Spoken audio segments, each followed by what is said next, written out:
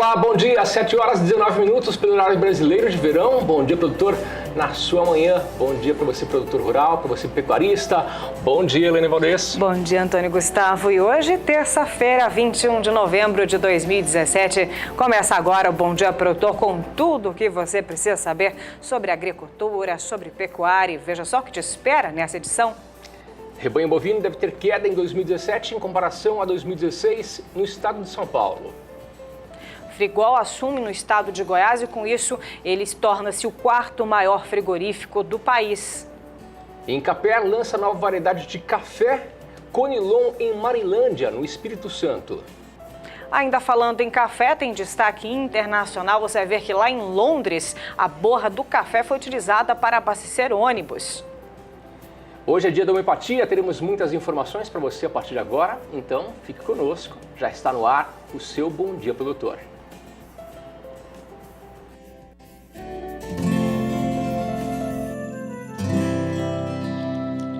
Acorda que o galo já cantou e o sol já vem fazer brotar mais um novo dia.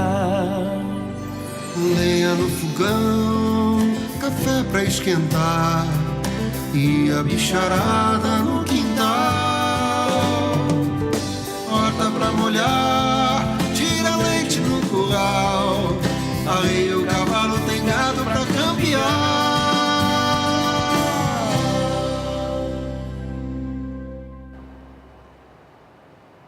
Manhã de terça-feira e o Bom Dia Produtor começa falando sobre o rebanho bovino no estado de São Paulo, né, Elaine? É isso mesmo, eu vou trazer números para você, divulgados recentemente pelo Instituto de Economia Agrícola, em parceria com a Secretaria de Agricultura do Estado de São Paulo, que mostra que o rebanho bovino, lá proveniente desse estado, deve ter uma redução em comparação com o ano de 2016. E são esses números completos para você ter o panorama do estado de São Paulo, região sudeste, em destaque na tela do seu televisor. E a gente destaca então o número previsto de acordo com o Instituto para 2017, que o rebanho bovino então deve ficar em 10.460.000 cabeças, uma leve queda de 1,24% em relação ao ano de 2016, de acordo com o Instituto de Economia Agrícola do Estado de São Paulo. Deste total, veja quanto deverá ser destinado à produção de carne, 3.700.000 cabeças, ou uma leve alta de 0,82% para o ano de 2016. Esse deverá ser o número também do número de produção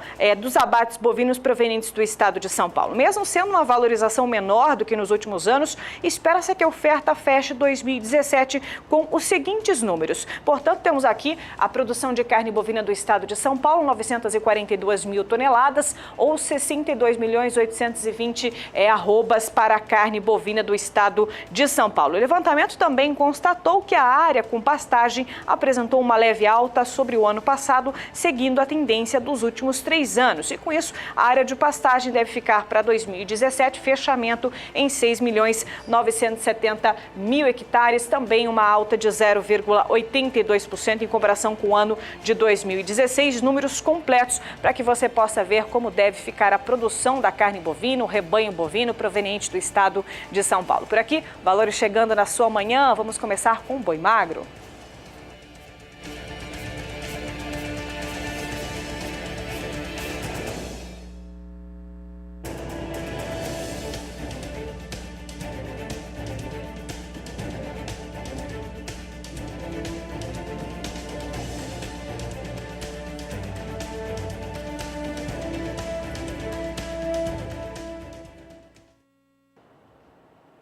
E agora eu falo com você, pecuarista. Você sabe como utilizar a avaliação genômica aí na sua fazenda? Um pesquisador da Embrapa Gado de Corte, aqui de Campo Grande, no Mato Grosso do Sul, deu dicas importantes com relação ao programa GenePlus da Embrapa. Você confere detalhes no quadro Tecnologia e Produção.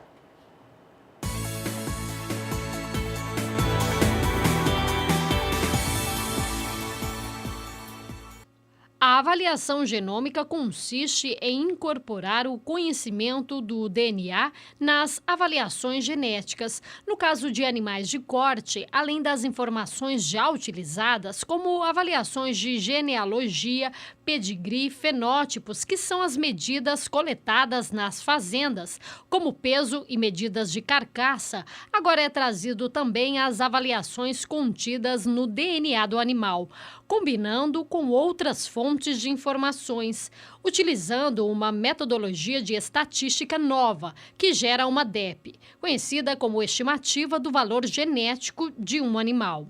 Tudo isso vem sendo trabalhado pelo programa GenePlus Embrapa. O que vai trazer maior impacto, num primeiro momento, é a gente conhecer melhor a relação de parentesco entre os animais que estão numa avaliação, né? Porque hoje a gente trabalha com médias, com expectativas de semelhança genética entre os animais, ou seja, qual é a semelhança genética entre um pai e um filho? A gente faz um valor médio, né? Com a genômica a gente vai conhecer de fato qual é essa semelhança, né? Isso tem importância principalmente, por exemplo, entre irmãos completos. A gente sabe que tem irmãos que são mais parecidos com outros. Hoje, com os métodos tradicionais, a gente assume que o parentesco é igual entre diversos irmãos completos. Com a genômica eu posso ver, olha, esses dois irmãos são mais parecidos, esses aqui nem tanto, e aí esse tipo de informação me permite avaliações mais corretas. Há ainda a possibilidade de corrigir o pedigree. Com tantas informações, as coletas de dados nas propriedades perdem a importância com a genômica? De acordo com o pesquisador, de forma alguma. Hoje o mundo todo tem clareza disso, é que o fenótipo, né, que essas medidas coletadas nas fazendas são muito importantes, né? Até costuma-se dizer que o genótipo é prata e o fenótipo é ouro, né? Essas informações do DNA só de fato irão contribuir para uma avaliação genética mais acurada, mais precisa, se eu tiver fenótipos sendo coletados, né, nas fazendas em quantidade e em qualidade. Nos animais jovens, aqueles que não tiveram filhos ainda, a genômica auxilia o aumento da acurácia, contribuindo com a confiança do produtor em utilizar os animais, reduzindo o intervalo de gerações. Os resultados têm mostrado que a genômica é um caminho para o criador utilizar na seleção dos animais. Com a genômica, com os marcadores que a gente usa, que pode ser até um SNP, né? Ela me diz quanto que é a real semelhança que existe entre os indivíduos, ou a semelhança mais aproximada para cada característica que eu estou trabalhando, né? Então, com isso, eu tenho uma certeza maior, ou a minha estimativa está mais próximo da verdade. À frente dos trabalhos envolvendo a genômica, o pesquisador destaca que a intenção é disponibilizar o mais rápido possível os resultados dos trabalhos no sumário do programa GenePlus. Nós estamos buscando painéis do nosso, significativo do nosso rebanho, no rebanho assistido pelo GenePlus, mas que é uma amostra significativa e bem real do que é o Nelore brasileiro. Nós temos animais mocho, animais de chifre e animais de todas as linhagens do Nelore brasileiro envolvido nesta população de treinamento. Kaile Rodrigues para o SBA. Destaque é o clima e atenção você que é produtor e produtora da região centro-oeste, o padrão atmosférico não deve ter mudanças e com isso as condições continuam favoráveis para as pastagens. Juliana Rezende, então quer dizer que continua chovendo aqui para a região centro-oeste? Bom dia. Agroclima, oferecimento Santa Helena, as melhores sementes de milho para grãos e silagem. Olá, bom dia a todos. Isso mesmo, as chuvas persistem no centro do país no decorrer desta semana. Os ventos no alto da atmosfera ainda seguem transportando bastante umidade. Agora, a disponibilidade hídrica do solo aumentou só apenas no Mato Grosso do Sul e também no estado de Goiás. Nos próximos dias, instabilidades no alto da atmosfera seguem transportando umidade para a região centro-oeste e vai ter previsão de acumulados em torno de 30 até 50 milímetros na maior parte da região centro-oeste. No decorrer do segundo período período, essas chuvas agora elas vão voltar a ganhar força. A atuação de um canal de umidade garante pancadas de forte intensidade. Acumulados agora elevados, alcançando em torno de 50 milímetros em grande parte de Goiás, leste do Mato Grosso e do Mato Grosso do Sul. E em alguns pontos da faixa leste do estado de Goiás, pode até passar de 50 milímetros. Durante o terceiro período, mais para o começo do mês de dezembro, as instabilidades voltam a perder força no centro do país, mas ainda mesmo assim ainda tem previsão de pancadas de chuva que devem ficar concentradas principalmente no final do dia. Então, os pastos da região centro-oeste ao longo dos próximos períodos ainda devem seguir beneficiado, porque as pancadas de chuva mantêm a umidade do solo bastante elevada e garantem um bom crescimento para as áreas de pastagens. Daqui a pouco eu volto com mais previsão do tempo. E o mercado do boi gordo apresentou preços mais firmes na última sexta-feira, fechamento da última semana. Vamos ver como fica a relação de troca entre boi gordo e gado de reposição para você, pecuarista? Vamos acompanhar primeiramente na região sudeste do país. Nós vamos aqui em Minas Gerais ver como ficou a relação de troca, começando com Belo Horizonte, onde fechou a arroba do boi gordo a R$ 137 a arroba. Já o boi magro esteve cotado em 1.690, na relação de troca ficou um boi gordo para adquirir 1,4 boi magro. Já o garrote de até 18 meses ficou avaliado pela Scott Consultoria a 1.440 unidades. Na relação de troca ficou um boi gordo para compra de 1,6 garrote. Já o bezerro de até 12 meses esteve cotado na última sexta-feira a 1.210. Na relação de troca ficou um boi gordo para aquisição de 1,9 bezerro. E nós vamos continuar na região sudeste, vamos agora para o Rio de Janeiro. A região sudeste do Rio de Janeiro fechou a arroba do boi gordo na última sexta-feira a R$ 136. O boi magro esteve cotado a 1.700. Na relação de troca ficou um boi gordo para adquirir 1,3 boi magro. Com um garrote valendo 1.440, a relação de troca é de um boi gordo para compra de 1,6 garrote. E já o bezerro de até 12 meses esteve cotado a 1.190. Na relação de troca ficou um boi gordo para aquisição de 1,9 bezerro. E ainda pela região sudeste, vamos até o estado de São Paulo, com base na cidade de Araçatuba. O preço do boi gordo fechou a R$ 139,50 arroba. Já o boi magro esteve cotado a 1.860. Na relação de troca, ficou um boi gordo para adquirir 1,3 boi magro. O garrote avaliado em 1.530. Na relação de troca, ficou um boi gordo para compra de 1,5 garrote. E já o bezerro de até 12 meses esteve cotado em 1.270. Na relação de troca em São Paulo, ficou um boi gordo para compra de 1,8 bezerro. Esses foram dados apurados pela agência Scott Consultoria, que você acompanha aqui no Bom Dia Produtor. E agora você vê as cotações para o bezerro nas principais praças de produção do país.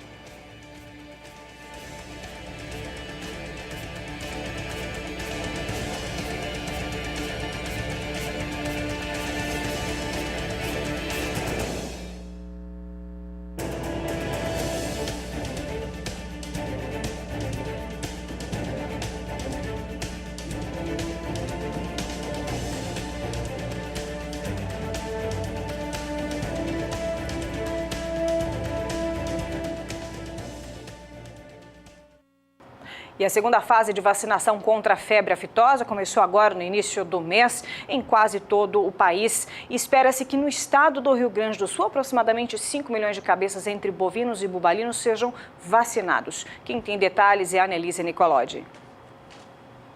Nesta segunda etapa, deverão ser imunizados todos os bovinos e bubalinos de 0 a 24 meses de idade, que aqui no Rio Grande do Sul somam aproximadamente 5 milhões de animais. A meta da Secretaria de Agricultura e Pecuária é chegar a uma cobertura de 90%. Na primeira etapa, em maio, 99% do rebanho foi vacinado. Os produtores deverão adquirir as doses necessárias para a vacinação em casas agropecuárias credenciadas pela Secretaria Estadual. Após a aplicação, todos deverão comprovar a imunização através da nota fiscal de compra e a declaração da quantidade de animais vacinados por categoria nas inspetorias de defesa agropecuária. O prazo máximo para a comprovação da vacinação é de 5 dias úteis após o término da etapa. O Rio Grande do Sul é considerado zona livre de aftosa com vacinação. Mas um projeto do MAPA prevê que o estado gaúcho suspenda a vacinação a partir de junho de 2021, seguindo um cronograma como em outros estados. A Associação Brasileira de Angus se mostra contra a retirada da vacina. A entidade disse através de nota que o cenário político-econômico não oferece condições para que o processo seja realizado sem risco para o rebanho bovino. Segundo a associação, não existe verba para viabilizar todo o controle necessário para garantir o cumprimento das regras de trânsito de animais, conforme determina a legislação, no caso da retirada da vacina. E que principalmente considera a fragilidade da vigilância diante das imensas fronteiras secas existentes entre o Brasil e os países do Mercosul. A Angus defende ainda que a vacinação contra a febre aftosa não tem impedido que a carne brasileira atinja os mais diversos mercados nos 5 continentes.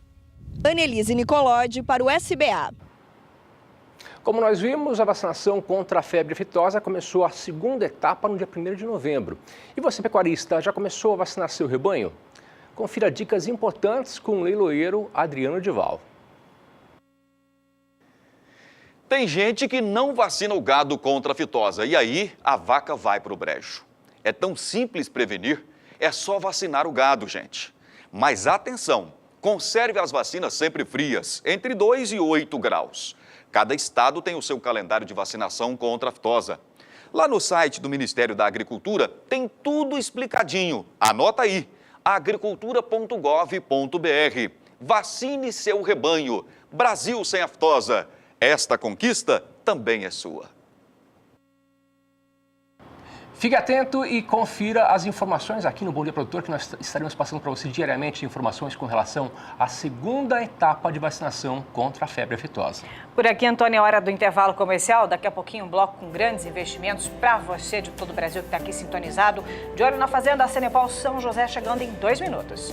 7 horas e 41 minutos pelo horário brasileiro de verão. Para você, uma excelente manhã de terça-feira. E hoje sabe que é um dia para fazer um excelente negócio, não é mesmo? E ao longo dessa semana, você confere o quadro De Olho na Fazenda, a Cenepal São José. E olha só, em oferta para você que está aqui nos acompanhando, novilhas e vacas prenhes, assim como touros e matrizes prenhas e embriões no pé da receptora. E quem vai para trazer mais detalhes dessa grande oferta que você não pode perder são eles, Eduardo Barbosa e Cláudio Gasperini. Muito bem-vindos aqui ao programa. Uma grande oportunidade, não é mesmo? Bom dia. Bom dia, Elaine. Bom dia, Antônio. Bom dia, os amigos de casa que acompanham o programa aqui pelo canal do Boi. É um prazer, uma satisfação para nós estarmos aqui, eu e o Cláudio Gasperini. A gente tem andado essa semana junto aí, né? Essa dupla de peso para falar do Cenepal da Gasni da Fazenda São José. Eu estou aqui como coadjuvante aprendendo um pouco com o Cláudio, já que ele faz aí a maior parte dos leilões de Cenepal do Brasil. E eu quero já dar um bom dia. Bom dia, Cláudio. Eduardão, bom dia Elaine, bom dia Antônio, bom dia a todos os amigos que nos acompanham pelo Brasil afora através das lentes do SBA. É uma semana realmente especial. A nossa oferta é diferenciada, eu diria, em 2 pontos fundamentais: na qualidade do que a gente vende e nos preços que estão sendo praticados pela Fazenda São José. A oportunidade de dividirem. Ah, tá. Deu um probleminha no áudio. Eu gostaria que a técnica colocasse o lote número 18, por favor. Nós vamos fazer uma pequena amostragem das fêmeas nesse primeiro momento, tá? Isso, agora entrou, né? Agora entrou o áudio lá. Pode tirar esse lote número 1? Pode mostrar aqui, coloca o lote 18, que nós vamos fazer uma pequena do 18 para frente, tá? 18, 19, 20, né? Tá ok o áudio aí, Cláudio? Fala aí, vamos ver. Agora deu certo o meu áudio, deixa eu aguardar um pouco. Só erra pênalti quem bate, viu, Cláudio? Quem não bate não erra pênalti, não tem jeito, né? A programação é ao vivo é assim mesmo. Né? Tá ok lá? Sabe, faz ao vivo, né? Exatamente. Tá ok o Claudião? Vamos falando então, até o pessoal regularizar. Bom, essa fêmea está na tela, enquanto daqui um pouquinho o Cláudio vai discorrer mais a respeito das qualidades morfológicas, das características positivas dessa reis, também do pedigree, né? Mas nós queremos falar que mudou a forma de pagamento, inclusive pode colocar, como é mostragem por preço fixo, o preço dessa fêmea são R$ 430, tá? Pode colocar na tela, R$ 430, e nós mudamos um pouquinho a forma de pagamento. O leilão vai ser processado em 2 à vista, 2 com 30 dias, e mais 10 parcelas iguais, mensais e consecutivas. Mudou um pouquinho, né? Isso, vamos falando, pode falar aqui. Muito bem, gente, vamos lá. Agora tá dando certo, com calma e jeito a gente acomoda. 18 é o número do lote, a calçada Gasne 65 FIV. É uma filha do Lexus TE Prime na 778 da SAM. Destaque para 778 da SAM, das doadoras adquiridas pela Fazenda São José, que multiplicou muito bem a qualidade nesse acasalamento com o campeão de prova, que é o Lexus TE Prime. Reparem que essa é uma novilha nascida em junho de 2015, ela vai completar ainda os 2 anos e meio de idade, já vai com prenhez confirmada. Fêmea que cresce muito em direção ao posterior, uma linha superior extremamente correta. Reparem a distância ilho isco que essa fêmea tem, né? Um comprimento de garupa muito bom. Já falei, já vai com prenhez confirmadíssima. E lembrando que esse gado é todo de pasto, é todo de campo. E nessa condição de campo, reparem o score corporal desses animais, adaptação extrema, o pelo zero que esses animais apresentam. Dessa forma, em 14 parcelas de 430, sem a menor sombra de dúvidas, um dos grandes investimentos nessa semana espetacular da Fazenda São José. Esse é o lote 18, a primeira fêmea apresentada. Vamos trazer o lote 19 na sequência, que é a Auge 275 FIV. Agrada demais na estrutura, no comprimento de carcaça, a calçada. Lote 18. Pode colocar na tela para a gente, aí está o lote número 19, que é a Auge 275 FIV.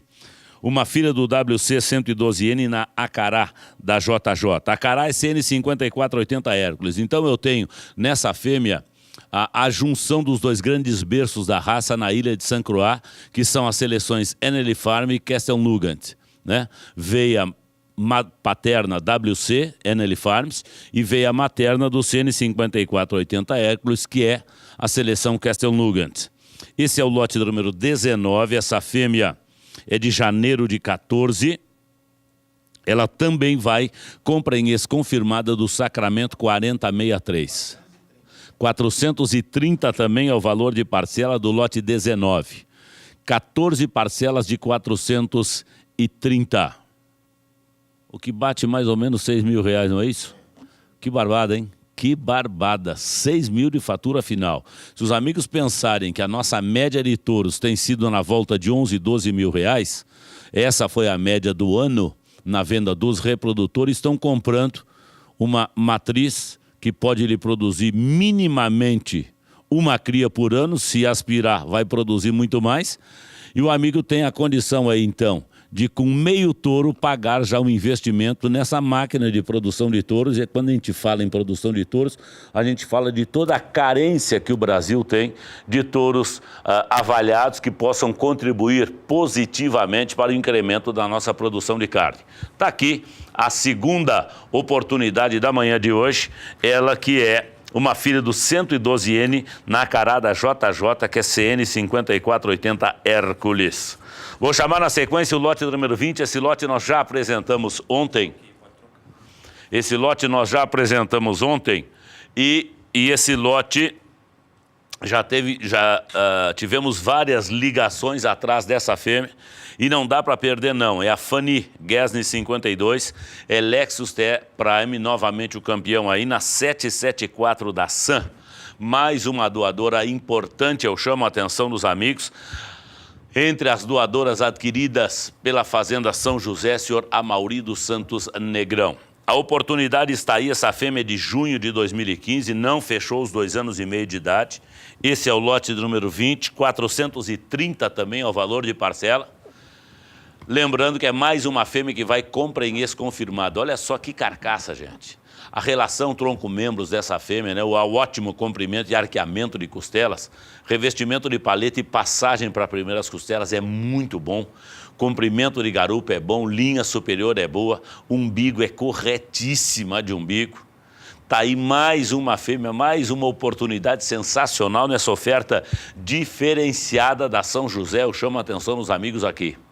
Lote número 20, 14 parcelas de 430, fecha em torno de R$6 mil a compra de uma fêmea importante, nova, abrindo a sua vida reprodutiva agora, ela que leva para Inês, confirmadíssima, do Sacramento 4063. Tá aí a oportunidade, esse é o lote número 20. Passaremos então ao lote número 21. Auge 169, nascida em junho de 2015. Essa fêmea, vamos confirmar, tá paridinha. Essa fêmea tá parida, essa filha do Dom Manuel da Soledade, que é sangue do Vulcan 62, sangue da Arena 44 ainda na veia paterna. E a mãe, a Loa, da JJ, SN 5480, em vaca Nova Vida. Portanto, 2 anos e 5 meses completos e já parida. Eu chamo a atenção dos senhores ao lote número 21. Parcelas de 430 também. Ei, gente, que dia, que semana de comprarem Cenepol. De boa genética, de boa qualidade, em preços altamente convidativos para que o amigo faça ótimo investimento. Esse é o lote 21. Está na tela Auge 169 FIV, parida.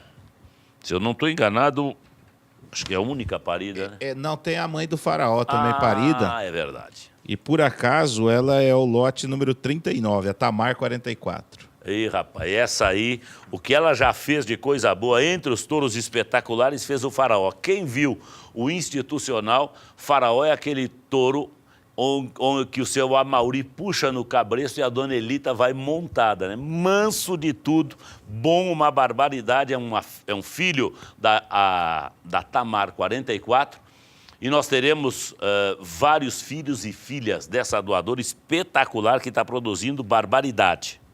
E essa Reis aí, ela estava amojando, né? Ela pariu depois da filmagem, viu, Cláudio? Ok, tá perfeito então. Vamos lá, vamos trazer o lote número 22, Geada Gasne 69 FIV.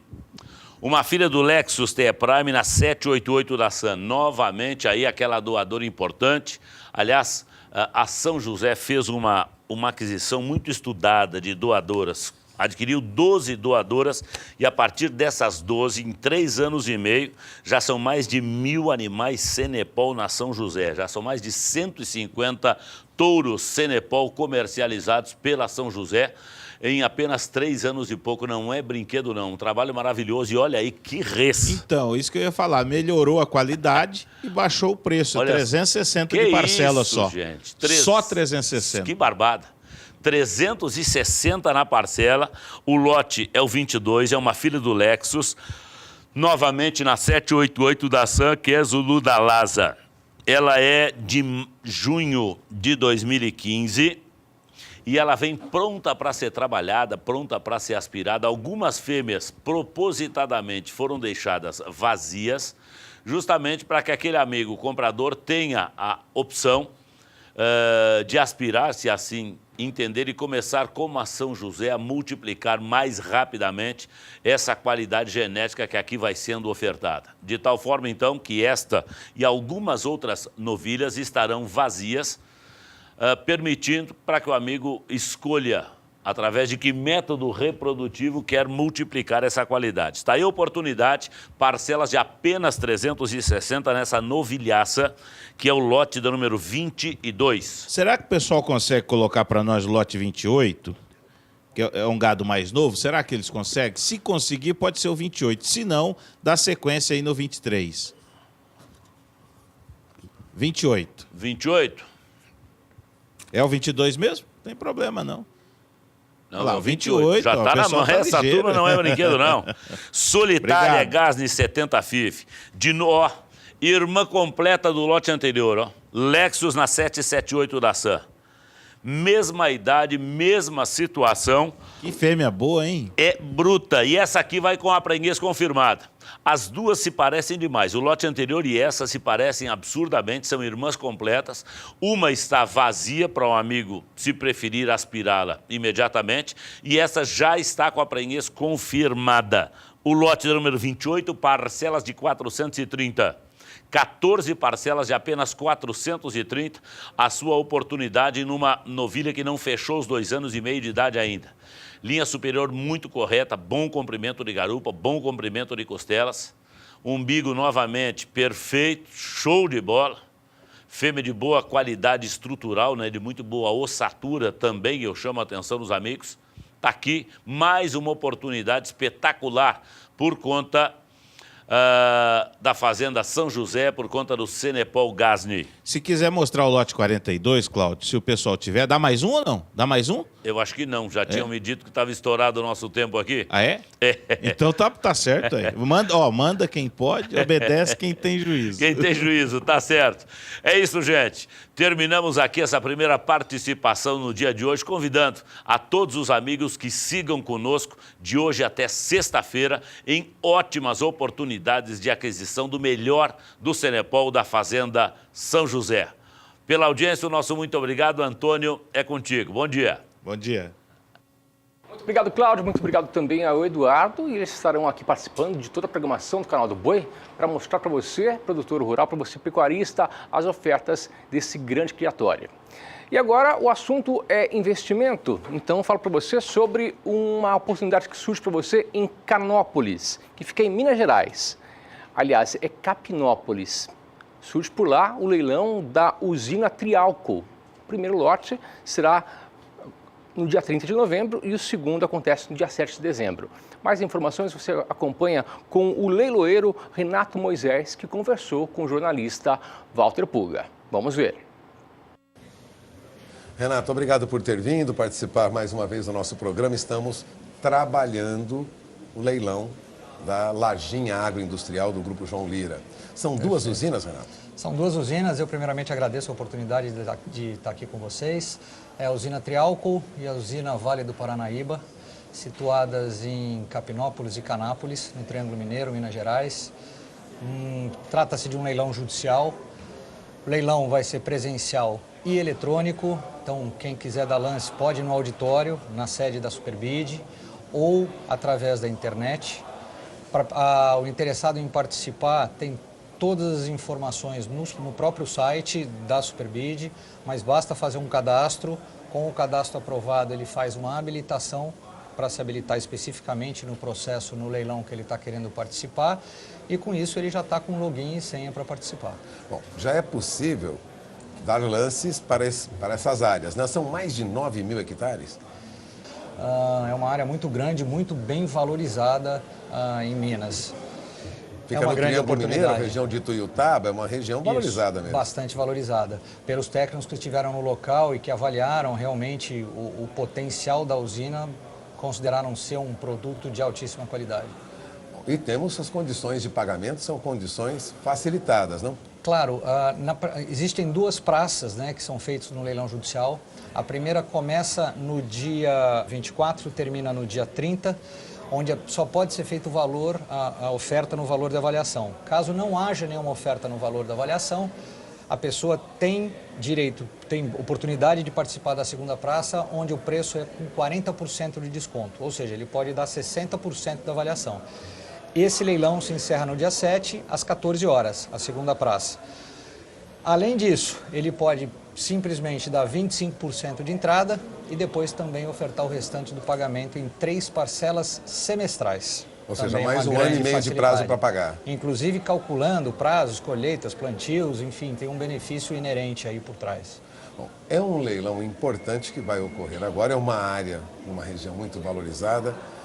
E para acessar, vamos lembrar, então, é o site que nós temos aqui, superbid.net, né? www.superbid.net/lajinha. Lajinha faz cair direto no leilão específico. Ou seja, você tem anotado aqui embaixo, você que está interessado neste negócio, de olho na informação. Bom, o leilão já está em realização, é isso? Já é possível dar Já lance? está no ar, a pessoa precisa fazer o cadastro, se habilitar, mas em breve já vai ser possível dar lance, tem um período certo. E as informações também estão disponíveis no site, vamos ressaltar isso. Informações no site, qualquer dúvida também pode ligar na nossa central de atendimento, que é 011 4950 9660. Pois é, você tem anotado aqui telefone para tirar qualquer dúvida, né? Dirimir qualquer dúvida que tenha em relação a essa área, se há interesse. Nessa região de Tuiutaba, são 2 usinas, né, do Grupo João Lira, a Lajinha Agroindustrial do Grupo João Lira, são 2 usinas. Uma usina Vale do Paranaíba, em Capinópolis, Minas Gerais, e a outra Triálcool, em Canápolis, também Minas Gerais. Isso. A região de Tuiutaba, ali, Triângulo Mineiro. Né? Isso, é tudo por ali. Vale até ressaltar que a oportunidade do leilão judicial é uma oportunidade que garante muita segurança para quem quiser adquirir uma área como essa. Todos os ônus inerentes às usinas, sejam dívidas fiscais, tributárias, trabalhistas, tudo isso é de responsabilidade da massa falida. Então, quem compra a usina realmente compra ela limpa de qualquer dívida. Isenta de dívidas, de qualquer passivo, vamos dizer assim. Prejuízo, exatamente. Bom, você acaba de ouvir aí Renato Moisés da Superbit, um leilão, vou repetir, de 2 usinas no Triângulo Mineiro, massa falida Lajinha Agroindustrial, do Grupo João Lira. Agradeço a sua presença aqui. Eu que agradeço. Esclarecendo o telespectador sobre esse leilão. Voltamos ao programa. Até uma próxima. 8 horas. Opa! Só reforçando então, 30 de novembro, a primeira praça e a segunda, dia 7 de dezembro. Agora sim, nós falaremos para você daqui a pouquinho sobre o Dia da Homeopatia. E teremos para você uma homenagem especial ao Dr. Cláudio Martins Real, que é um dos precursores da homeopatia no Brasil. E hoje é um dia muito especial. É isso mesmo. Nós vamos para um breve intervalo comercial. Você fica com as imagens de mais um grande evento transmitido aqui pelas lentes do canal do Boi. É o leilão. Você vai conferir o leilão virtual Gado de Corte da Araguaia Leilões, hoje, 8h30 da noite, na oferta Animais para Cria, Recria e Engorda. E a gente volta já já. 8h03 para você que está ligando nesse momento o seu televisor. Seja muito bem-vindo à programação do Bom Dia Produtor. E hoje é comemorado o Dia da Homeopatia. E para fazer uma homenagem para essa data tão importante, o médico veterinário Dr. Cláudio Martins Real vai contar para você um pouquinho dessa história. Veja só.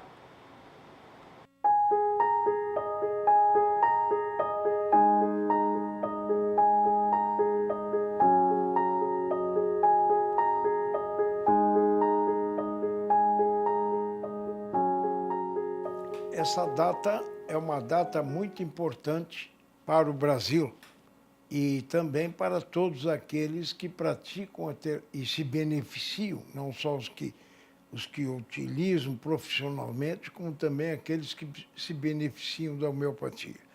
Porque até então não havia homeopatia no Brasil. Essa data, 21 de novembro, marca a chegada ao Brasil de Benoît Mure, que foi um francês, no Brasil é conhecido como Bento Muri, e ele chegou ao Brasil em 21 de novembro de 1840. E esse homem teve esse papel importante, ele era um médico e ele propriamente tem uma história muito interessante. Ele adquiriu, porque naquele tempo não era como hoje, essa facilidade que se tem de tratamento da tuberculose. A tuberculose é uma doença, naquele tempo era uma doença fatal. E ele foi curado pela homeopatia. Um médico francês, homeopata, que tinha aprendido a homeopatia com ânimo, curou o Bento Muri da tuberculose. E esse homem, então, ele tomou ao seu encargo a difusão da homeopatia. Primeiro, ele se formou em medicina em Montpellier, na Escola de Medicina de Montpellier, uma escola tradicional, e depois ele começou a pregar, a difundir a homeopatia pela Europa e veio ao Brasil. Mas essa vinda ao Brasil dele tinha também antes, quer dizer, ele sempre trouxe a homeopatia consigo, mas ele era adepto de um socialista, Fourier, e ele quis estabelecer uma colônia nos moldes que esse socialista preconizava no Brasil.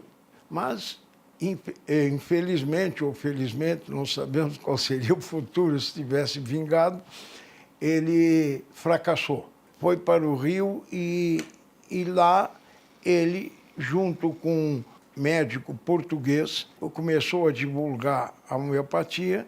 Eles tiveram mais de 20 dispensários homeopáticos para atender o público e criou o Instituto Hahnemanniano do Brasil.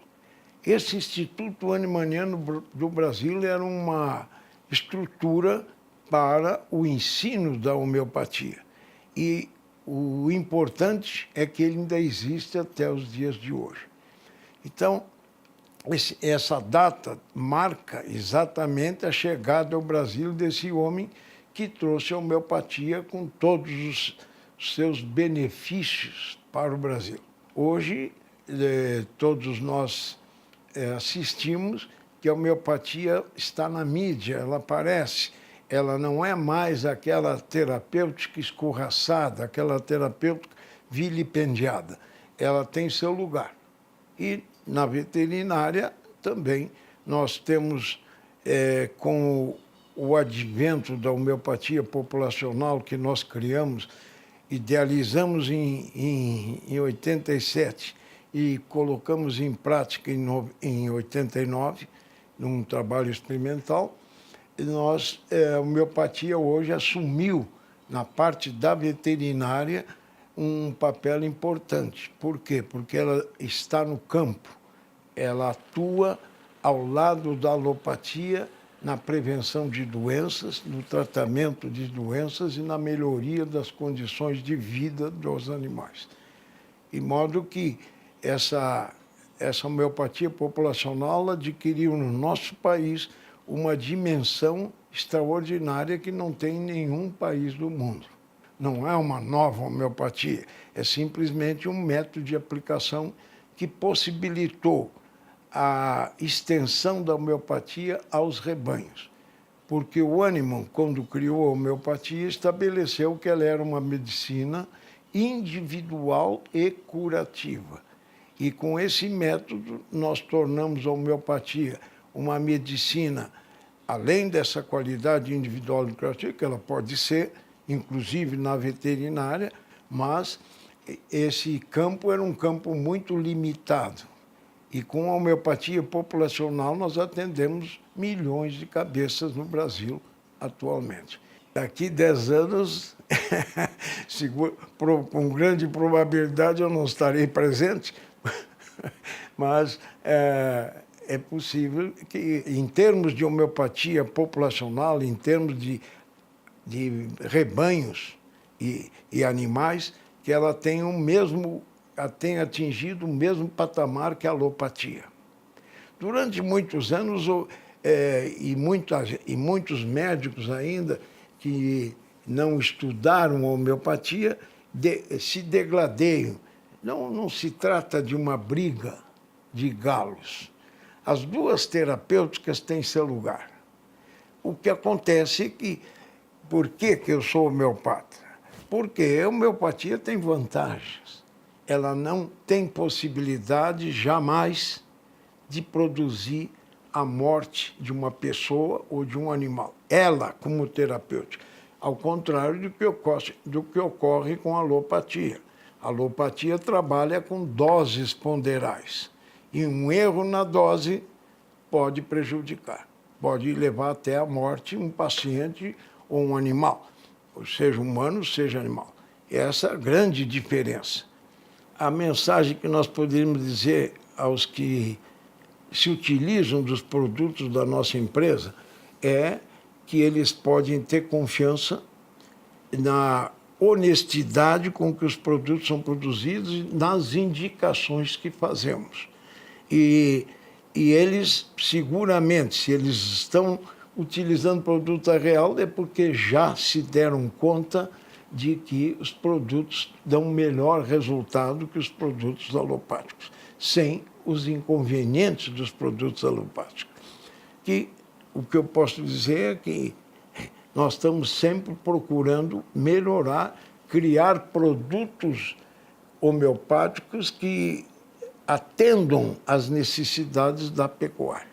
O que vai acontecer nós não podemos prever, mas a grande verdade é que quando se começou os primeiros produtos, eu ainda me lembro, quando nós começamos com a homeopatia, e naquele período, foi justamente quando surgiu a homeopatia populacional, naquele período crítico da década de 80, em que morreram muitos animais aqui no estado, não só no estado, na região centro-oeste, e que todos diziam que era botulismo, a única voz que se levantou contra o botulismo foi a nossa.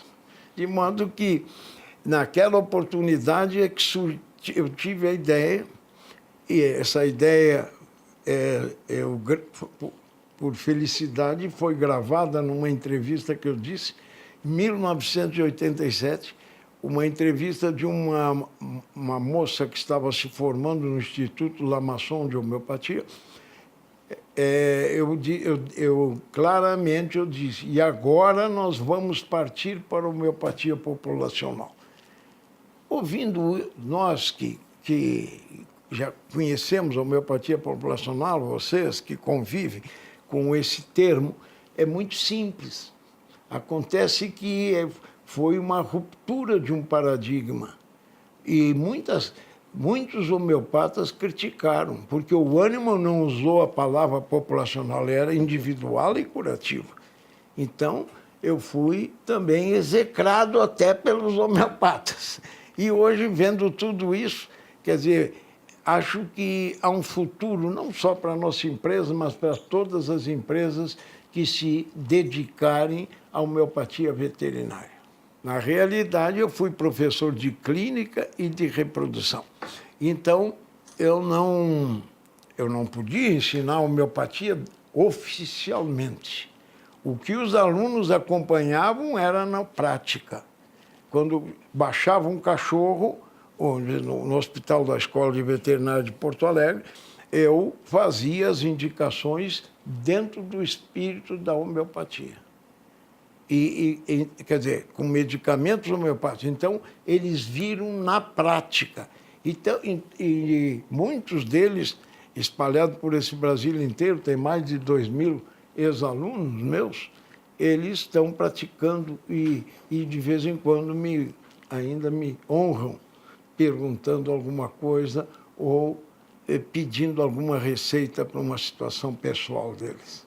O medicamento alopático é ponderal.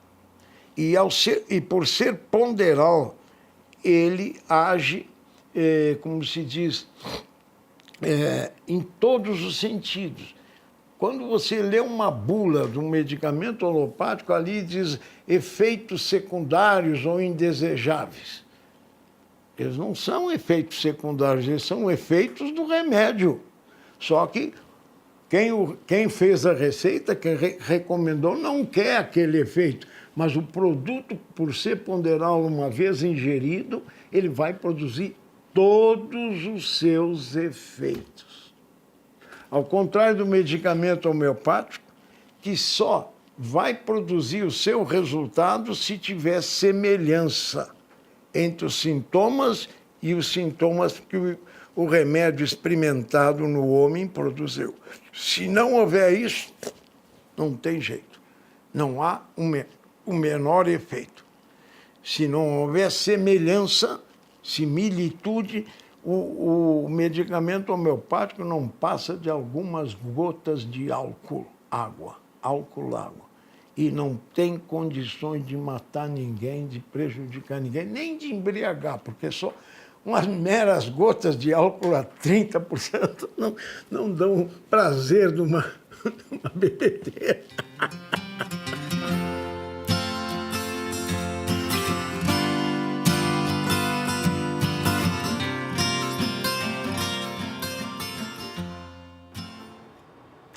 Você viu a homenagem do Bom Dia Produtor, do canal do Boi, também da RLH, para o médico veterinário Cláudio Martins Real, um dos propulsores da homeopatia veterinária aqui no país. E agora o assunto é previsão do tempo. O INPE, Instituto Nacional de Pesquisas Espaciais, divulgou ontem um alerta para as próximas 72 horas para a região sudeste do país. Nesse alerta, existe um aviso que podem ocorrer tempestades com raios, vendaval e também chuvas intensas nessa região. E também a Somar Meteorologia avisa que vai haver muita chuva na região sudeste. Vamos saber agora com a Juliana Rezende como vai ser o volume dessas chuvas para os próximos dias. Juliana? As instabilidades no Sudeste agora ainda devem persistir de forma bastante abrangente. Nos últimos períodos, as pancadas também foram abrangentes e ainda com potencial para aumentar a umidade do solo na maior parte do Sudeste. Tanto que agora, aqui entre o estado de São Paulo e sul de Minas Gerais, os índices de umidade ficam em torno já de 90%. Nos próximos dias, previsão de chuva na maior parte do Sudeste. Vai chover mais forte no estado de Minas Gerais, onde pode chover até 70 milímetros em apenas 5 dias. O estado do Espírito Santo também vai receber algumas pancadas de chuva de forte intensidade e o norte do estado de São Paulo também deve chover com pouco mais de intensidade. No decorrer da segunda semana, essas chuvas agora no Sudeste, elas ganham mais intensidade nas áreas mais ao sul, entre o estado de São Paulo, metade sul mineira também. O estado do Rio de Janeiro também recebe chuva mais forte, com acumulados em torno de 70 milímetros. Somente a partir do comecinho do mês de dezembro é que as chuvas perdem um pouco mais de intensidade no Sudeste. Ainda vai ter condições para pancadas, principalmente no final do dia. Mas no decorrer das semanas seguintes, essa chuva ainda deve seguir persistindo no Sudeste. Isso garante ainda condições para cenários bastante otimistas para o crescimento dos pastos, mantendo também bom potencial produtivo. Daqui a pouco eu volto com mais previsão do tempo. Muito obrigada, Juliana Rezende. Portanto, principalmente a parte sul do Espírito Santo, atenção redobrada pelas próximas 72 horas. E por aqui, falando em chuva, me lembro de pasto. E pasto, é claro, você está cuidando da pastagem da sua empresa rural, que é fundamental para garantir produtividade e, consequentemente, rentabilidade. E para falar sobre isso, para facilitar a vida, otimizar os resultados e também de quebra e economizar, tem a VDTEC. E quem vai dizer para a gente é o engenheiro agrônomo Guilherme Beretta, da Produtos Germipasto, e a VDTEC ela veio para facilitar a vida do homem do campo. Bom dia. Bom dia, Elaine. Bom dia a todos. Olha, Elaine, exatamente. Um dos propósitos dessa máquina é justamente melhorar a plantabilidade. Afinal, há algum tempo atrás, antes de 2012, que foi o ano de lançamento da VDTEC 190, da primeira VDTEC, nós tínhamos um produto excepcional no nosso portfólio. Nós oferecíamos uma semente com 80 de valor cultural para você, produtor rural.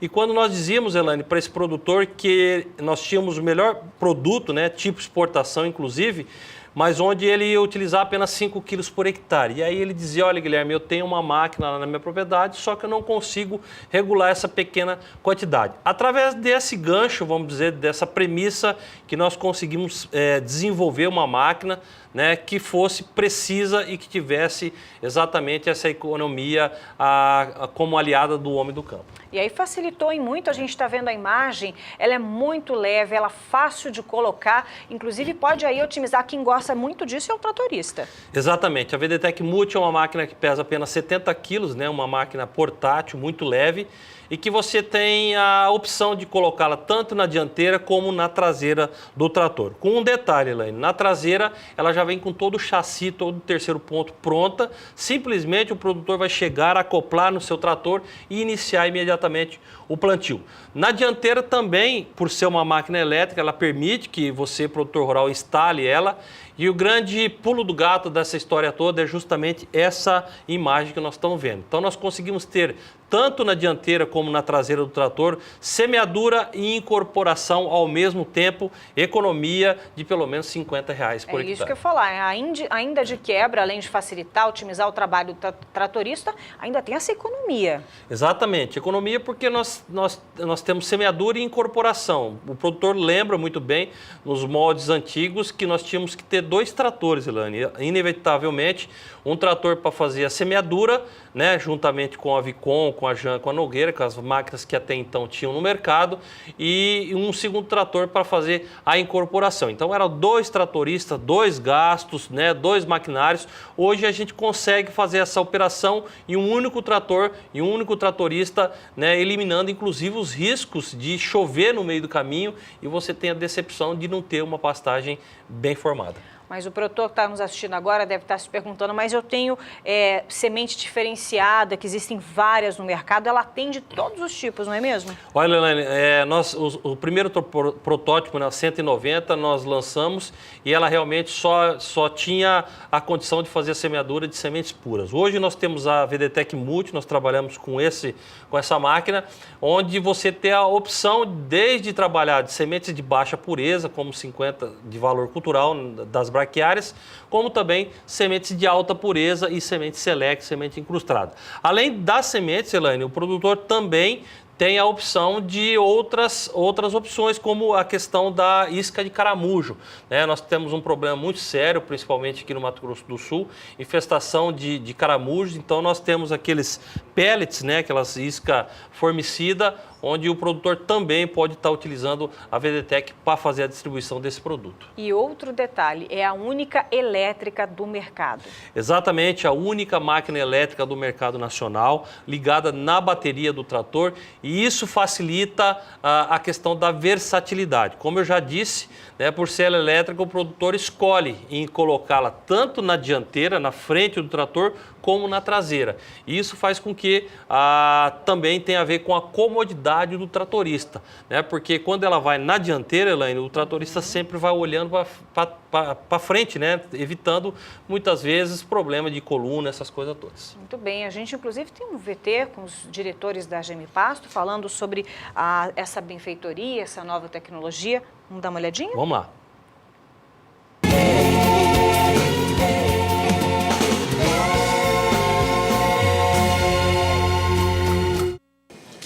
Outra novidade também, né, a VDTEC, a Multi, é uma terceira geração, vamos dizer assim, que é um complemento da VDTEC Plus.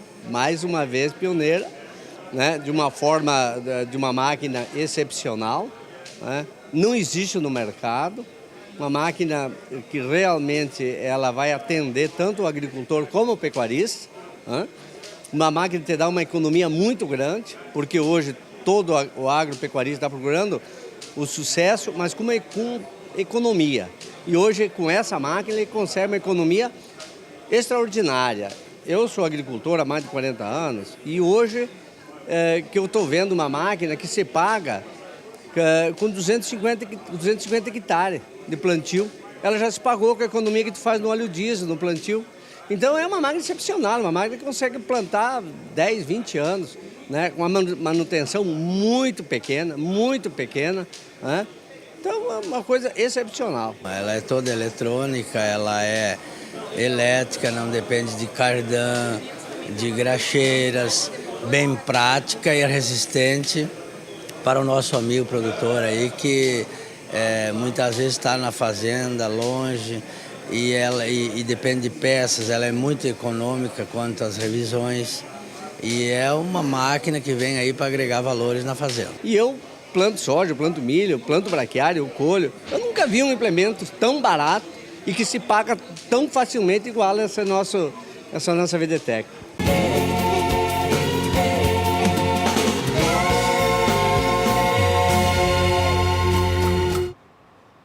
Beretta, inúmeras vantagens para quem adquire a VDTEC, não é mesmo?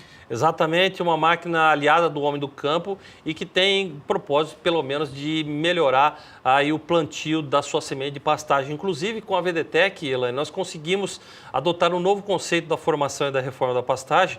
É uma coisa que, posteriormente, em um futuro muito breve, nós teremos também a questão de número de sementes por metro quadrado. E isso tem a ver com a melhor formação e, consequentemente, maior taxa de desfrute aí na sua propriedade. E para encontrar a VDTEC, o Brasil todo sintonizado nesse momento, região Nordeste, Sul, Sudeste, Como faz, Beretta? Muito fácil, muito simples, os telefones já estão na sua tela para você se tornar cliente VDTEC agora mesmo. Operadora 67 3389 6700 e também aí na sua tela um segundo número 0800 647 0050. Se você preferir informações ou então fazer contato com a empresa, aí está o nosso endereço na Rede Mundial de Computadores, né? O www.germipasto.com.br. Mídias sociais, Elaine, também a Germipasto está presente, tanto aí no Facebook como também no Instagram. E para você que gosta de bons vídeos, né, produzidos pela equipe de jornalistas da empresa, lá no YouTube são mais de 550 vídeos e todo esse material à sua inteira disposição.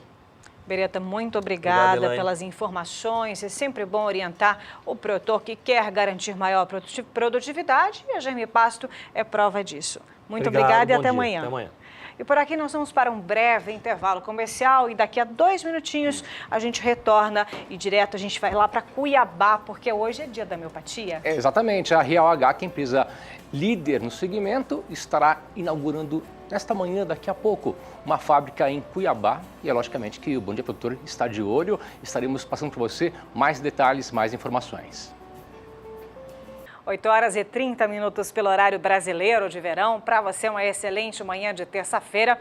Agora é hora de clima. A gente abre esse bloco para você que é da região sul, áreas de instabilidades também previstas ao longo dos próximos dias. Isso deve trazer chuva para os 3 estados da região sul.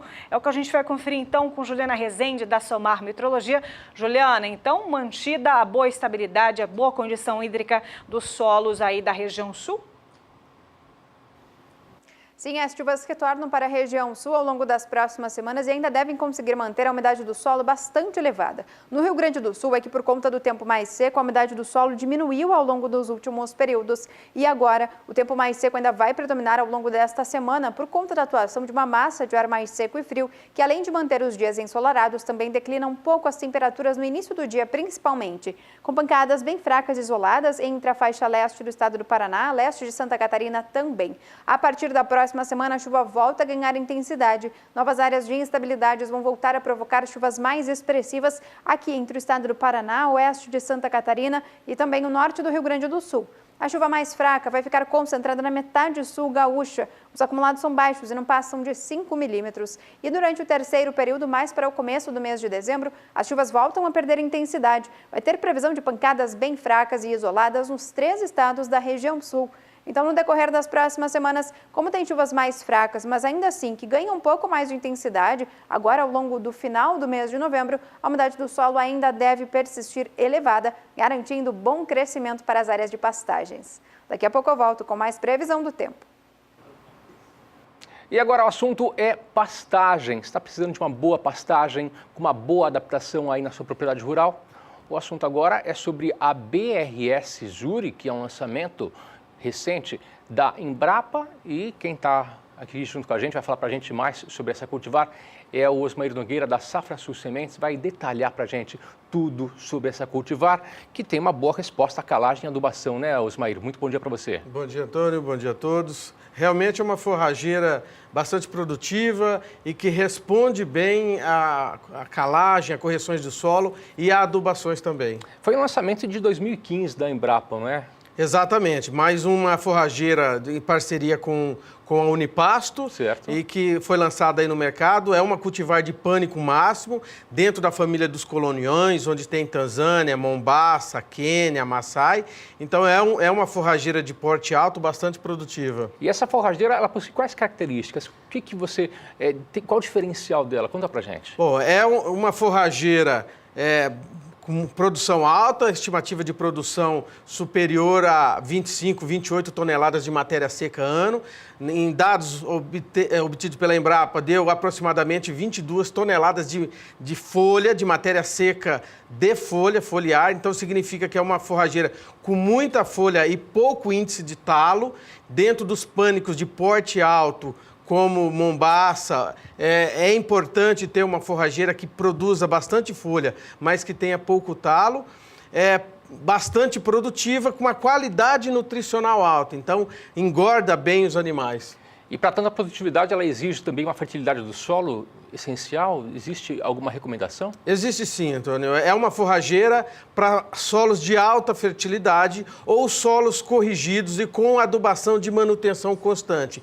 Por ser uma forrageira bastante produtiva, ela requer nutrientes no solo para mostrar o potencial produtivo dela. Então, não adianta utilizar o Zuri, num solos de média fertilidade, que ele vai produzir bem por 2, no máximo 3 anos, depois vem decaindo a produção. Então, o importante é fazer as correções, bastante fósforo, calagem dentro das recomendações para solos de alta fertilidade, para forrageiras mais produtivas, e depois manutenções de adubação e principalmente nitrogênio, que é o combustível para a produção foliar dessas forrageiras. É importante falar que todo o lançamento da Embrapa, juntamente com a Unipasto, essa cultivar passa por avaliações normalmente. E como foram as avaliações feitas? Nós temos algumas telas para apresentar, onde mostra o desempenho do Zuri. Esse primeiro trabalho aí é um comparativo dela com o capim Mombaça, onde mostra a taxa de lotação, tanto no período das secas quanto no período das águas. O importante é frisar que nas secas ela teve um desempenho animal levemente superior na seca. Isso significa que ela tem pouco talo realmente, mais produção de folha, e a produção de peso vivo por hectare, o Zuri foi superior ao Mombaça, tanto na estação das secas quanto na estação das águas. Então, esse primeiro comparativo é bastante importante. Interessante. Nós temos mais comparativos? Nós temos mais mais avaliações? Isso. O outro é com Tanzânia. Foi feita essa avaliação também na Embrapa Rio Branco, no Acre, onde comparou o Zuri com Tanzânia ao longo de um ano, incluindo o período das secas com o período das águas, e o Zuri foi 12,7 superior em produção de peso vivo por hectare, ou seja, engordou mais na mesma quantidade de área, no mesmo hectare, e uma produção quase 13% maior, é bastante representativa dentro da pecuária, que apresenta índices de rendimentos pequenos, 13, 10, 8%. Então você tem aí 13% de desempenho superior em rendimento de ganho de peso, isso é bastante importante. Nós temos mais uma tela ou não? Temos mais uma. Também é esse mesmo comparativo do Mombaça, do Zuri com o Mombaça, também feito agora em Rio Branco, no Acre e em Campo Grande, onde a média dessas duas, o Zuri foi superior em aproximadamente 9% ao Mombaça, ou seja, é uma forrageira muito parecida com o Mombaça. Quem gosta de Mombaça, tenho certeza que vai gostar também do Zuri, que além de ser mais produtivo, ele engorda mais. Fala pra gente com relação à exploração. Ela pode ser usada para qual tipo de exploração pecuária? Conta pra gente. Por ser uma forrageira muito produtiva e com bom desempenho bons níveis nutricionais, de proteína, nós recomendamos destinar essa forrageira para animais em plena produção. Então, engorda de animais, terminações de animais, vacas em lactação. É para essa categoria de animais que o Zuri tem que ser destinado. Para animais que estão produzindo realmente, para mostrar o potencial não só da forrageira, mas também da genética dos animais. Também é bom lembrar que a Safrasul Sementes possui uma parceria com a Unipasto, então todos os lançamentos que a Unipasto faz juntamente com a Embrapa Gado de Corte estão à disposição também do cliente da Safrasul Sementes, não é verdade? É isso mesmo. A Unipasto é uma entidade formada por um grupo de empresas, onde a Safrasul é associada, e nós fazemos aporte financeiro para que a Embrapa desenvolva essas novas cultivares, e com isso a gente tem o direito a comercializar essas novas forrageiras. Então, a Safrasul hoje, por ser associada à Unipasto, tem os direitos de comercialização junto com outras 30 empresas em comercializar com exclusividade o capim Zuri. E quem tiver interesse faz como? Bom, simples, prático, entre em contato conosco. A Safrasul está aqui em Campo Grande, no Mato Grosso do Sul. O telefone é 67-3358-5400. Basta entrar em contato conosco. Fazemos as vendas através do nosso call center mesmo. O produtor pode entrar em contato conosco, adquirir. E temos uma ferramenta também tecnológica, que é a loja virtual, um e-commerce, onde o produtor pode comprar com toda a segurança e tranquilidade e receber aí na sua casa, através do correio ou através de transportadores. É bem simples, basta entrar no site safrasulsemente.com.br e clicar em loja virtual, ele vai ser direcionado para essa loja, onde ele pode comprar com toda a comodidade que o e-commerce propicia. Para a gente finalizar, também é bom lembrar que, além da BRS Zuri, temos também outras cultivares à disposição de quem tem interesse, não é verdade? Sim, temos tantos lançamentos da Zuri, Tamani, Quênia, Paiaguás e Piporã, como também temos as forrageiras tradicionais, Marandu, Decumbes, Mombaça, Tanzânia e o capim vaqueiro, que é um diferencial dentro das gramas do gênero Cynodon, propagado por semente. A Safra Sul também comercializa para todo o Brasil. Que é o carro-chefe que faz o maior sucesso também. Exatamente. É uma forrageira que vem ganhando adeptos ao longo aí de todo o Brasil, tanto para equinos, para bovinos, gado de leite, ovinos. É uma grama por semente que é um diferencial hoje no Brasil. Osmair, obrigado. Eu que agradeço. Bom Até dia. mais. Bom dia. Nós vamos a um breve intervalo comercial, mas voltamos daqui a pouquinho com um link direto de Cuiabá no lançamento da fábrica da Real H. É um evento muito importante que você acompanha aqui pelo canal do Boi. Fique com a gente. 8h41 pelo horário brasileiro de verão. Para você, uma excelente manhã de terça-feira aqui em companhia do Bom Dia Produtor. E eu começo falando sobre o café. E olha, na última sexta-feira você teve a oportunidade de conferir o lançamento de uma nova cultivar desenvolvida pelo Instituto Capixaba de Assistência Técnica, Pesquisa e Extensão Rural, a INCAPER. É o cultivar Marilândia ES 8143. Entre as principais características, maior tolerância à seca, qualidade superior em bebida e alto vigor também vegetativo e moderada resistência à ferrugem asiática. É isso que a gente vai ver nesse vídeo feito pelo INCAPER. E olha só o diferencial dessa nova cultivar Marilândia ES 8143.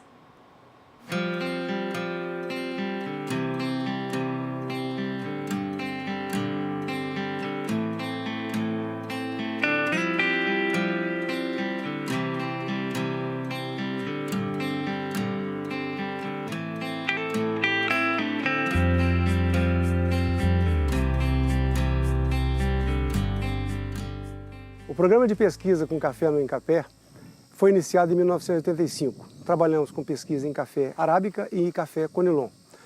O programa de pesquisa com café conilon foi iniciado nessa fazenda de Marilândia, naquela ocasião, e em 93 nós lançamos as primeiras variedades. De lá para cá, nós já totalizamos 10 variedades com a variedade Marilândia. Essa variedade ela possui, entre outras características de produtividade, qualidade, etc., a resistência à seca diferenciada, tendo em vista que nós tivemos uma oportunidade nos últimos 4 anos, pela pressão que houve da climática, de selecionar os melhores indivíduos entre aqueles que já estavam catalogados como superiores em relação à condição de estresse hídrico acentuado. A cultivar Marilândia ela foi desenvolvida pelo INCAPER com apoio da Embrapa Café, Consórcio Pesquisa Café, a FAPES e o CNPq. É uma cultivar que ela advém do nosso programa de melhoramento do INCAPER, onde nós partimos de mais de 1000 clones que foram avaliados desde 1985 na Fazenda Experimental de Marilândia, e aqui no município de Marilândia, Soretama, no município de Soretama, e de Bananal do Norte, lá em Cachoeiro de Itapimirim. Esses 3 ambientes, eles representam são 3 ambientes que representam os locais de cultivo do conilon do estado do Espírito Santo. Então, após toda essa pesquisa, da avaliação desses mais de 1000 clones, nós selecionamos 12 mais tolerantes à seca. E clonamos esse material e agrupamos esses 12 clones e formamos essa citada cultivar. Então é uma variedade clonal formada por 12 clones, ela tem a maturação intermediária, quando eu digo intermediária, a colheita é no mês de maio e junho. Ela tem alto potencial de produção em condições de estresse hídrico ou de seca. Nessas condições sem irrigação, ela chega a 63 sacas por hectare. Em condições normal de chuvas, ela pode passar de 80 sacas por hectare. E também em condições irrigadas, ela pode ultrapassar 130 sacas por hectare. É uma variedade que tem um bom porte, uma arquitetura adequada, ela tem uma quantidade de chochamento de grão considerado baixa, mesmo em condições de estresse hídrico. Ela tem bom vigor vegetativo, tem tolerância à principal doença do café, que é a ferrugem, e tem qualidade superior de bebida. E é recomendada para o plantio em todo o estado do Espírito Santo.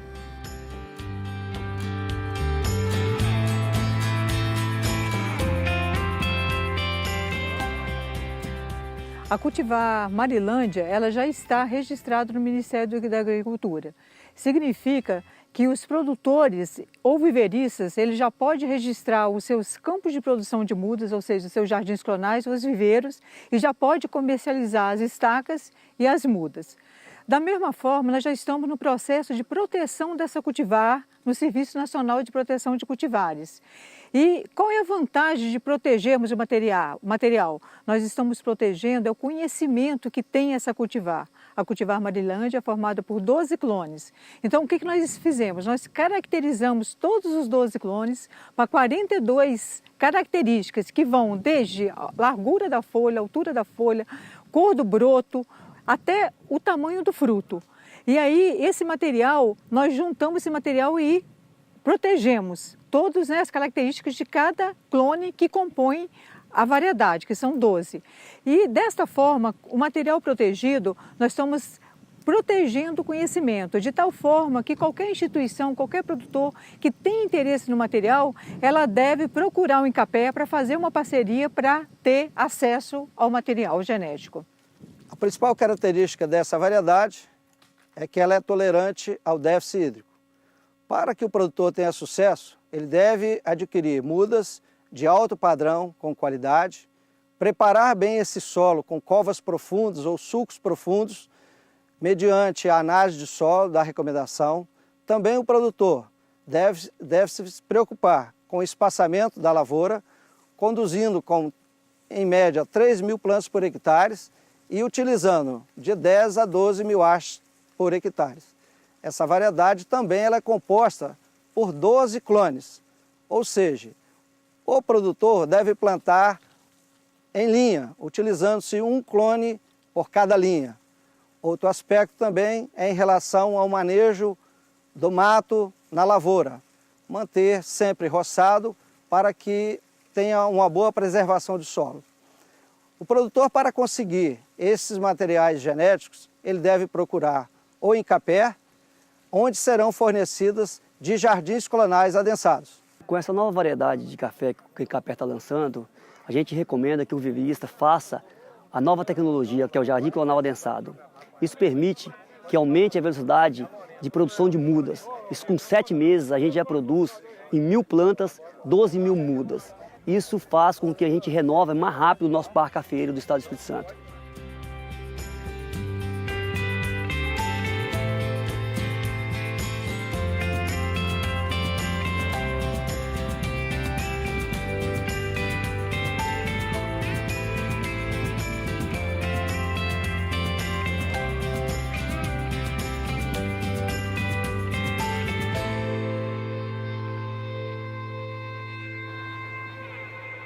Oito horas e 57 minutos, bom dia produtor, de volta na sua manhã de terça-feira com muita informação para você. E agora é hora de você saber o que acontece com o mercado financeiro nacional e também internacional. Nós vamos até a B3, Brasil Bolsa Balcão, onde está Walter Puga, que traz para a gente atualização de mercado. Walter, muito bom dia. Quais são os destaques nesta manhã de terça-feira?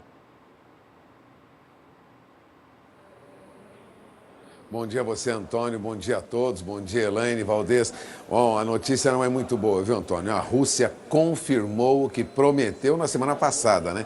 Embarga 4 frigoríficos brasileiros que produzem e exportam carne suína para o mercado russo. A Rússia confirmou essa ameaça que já fez na semana passada e embargou oficialmente 4 frigoríficos brasileiros de carne suína com o argumento de que identificou promotor de crescimento ractopamina em cargas importadas do Brasil.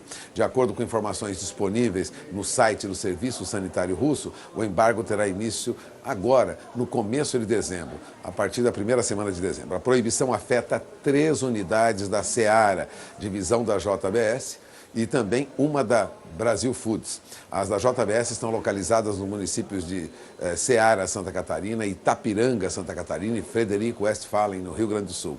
Já a Brasil Foods teve a empresa interditada para exportação, a planta, né, de Campos Novos, em Santa Catarina. Vale lembrar que a ractopamina é proibida na Rússia, mas é permitida em outros mercados. E no Brasil ela pode ser usada na produção de suínos, mas vale lembrar que a ractopamina é proibida na produção de gado bovino.